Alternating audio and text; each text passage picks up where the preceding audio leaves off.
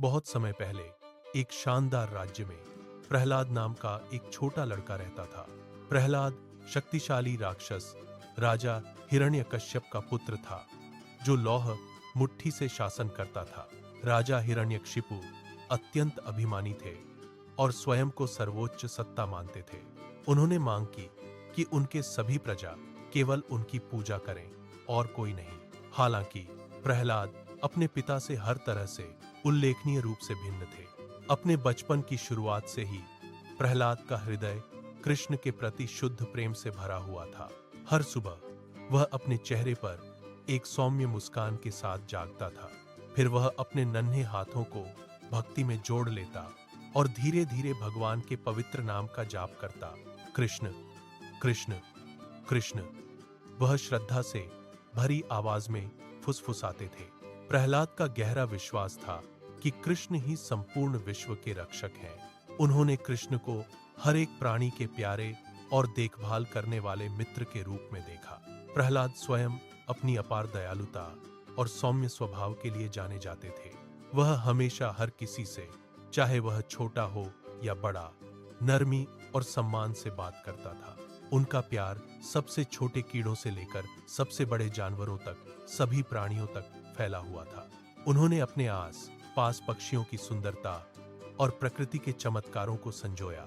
जब उसने खिले हुए जीवंत फूलों को देखा तो वह अक्सर आश्चर्य से कहता था, ये सुंदर फूल कृष्ण की एक अद्भुत रचना भी है। जैसे जैसे प्रहलाद थोड़े बड़े हुए, राजा हिरण्यकशिपु ने उन्हें दूर भेजने का फैसला किया। उन्होंने अपनी शिक्षा के लिए अपने बेटे को एक गुरुकुल आश्रम, एक पारंपरिक स्कूल में भेजा। आश्रम ऊंचे प्राचीन पेड़ों के बीच बसा एक शांत और सुकून देने वाली जगह थी। हरी भरी घास मैदानों पर फैली हुई थी और हवा पक्षियों के मधुर गीतों से भरी हुई थी। इस आश्रम में विभिन्न परिवारों के कई बच्चे एक साथ पढ़ते और रहते थे। उनके शिक्षकों ने ज्ञान, शक्ति और राज्य पर शासन करने की कला पर ध्यान केंद्रित करते हुए विभिन्न पाठ पढ़ाए।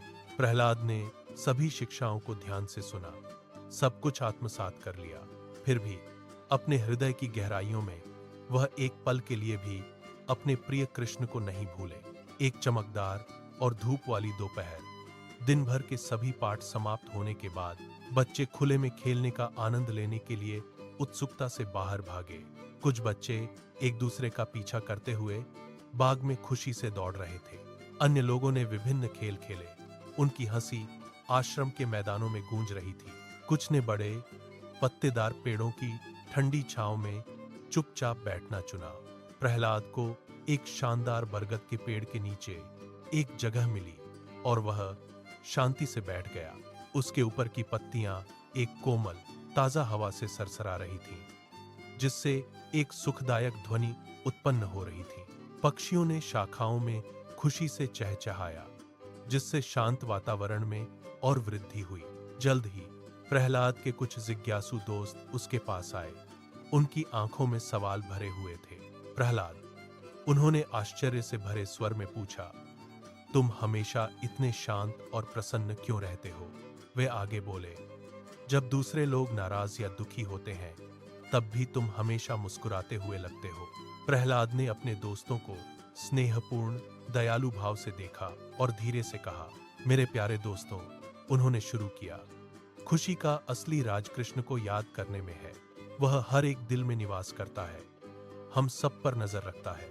वह हमसे बिना शर्त प्यार करता है और एक सच्चे देखभाल करने वाले दोस्त की तरह हमारी रक्षा करता है। बच्चे गहरी तल्लीनता से सुन रहे थे, जो उनके गहन शब्दों से मोहित हो गए थे।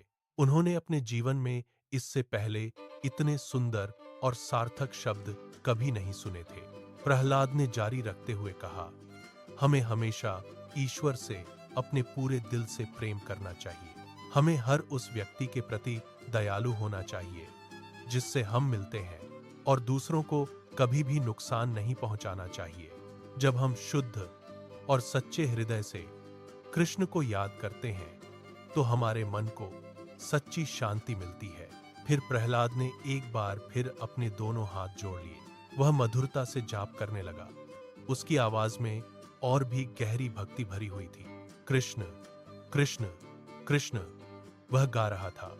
उसकी आवाज एक मधुर फुसफुसाहट थी। उनका जाप कोमल था, फिर भी यह विश्वास की एक अविश्वसनीय गहराई के साथ गूंजता था। जल्द ही प्रहलाद से प्रेरित होकर एक बच्चे ने भी उनके साथ जाप करना शुरू कर दिया। फिर एक और बच्चा पीछे आया। उनकी आवाजें एक साथ सुर में मिल गईं। धीरे धीरे लेकिन निश्चित रूप से समूह के सभी बच्चे एक साथ जयकार करने लगे। कृष्ण, कृष्ण, कृष्ण। वे गूंज उठे। उनकी आवाजें और तेज होती गईं। वे खुशी से तालियों के साथ ताल मिलाते हुए उज्जवल मुस्कुराते चेहरों के साथ गा रहे थे।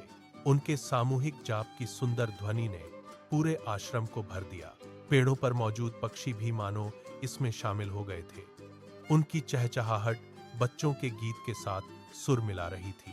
हल्की हवा ने पत्तियों को सरसराया, मानो उनकी भक्ति पर अपनी मंजूरी की कानाफूसी कर रही हो। बच्चों को अपने दिलों में असाधारण खुशी और गहरी शांति महसूस हुई। उस दिन से आगे जब भी उनके पास खाली समय होता, बच्चे प्रहलाद के चारों ओर इकट्ठा हो जाते। वह ईश्वर से प्रेम करने, दयालु होने, सच बोलने और दूसरों की मदद करने के बारे में कहानियां सुनाते थे।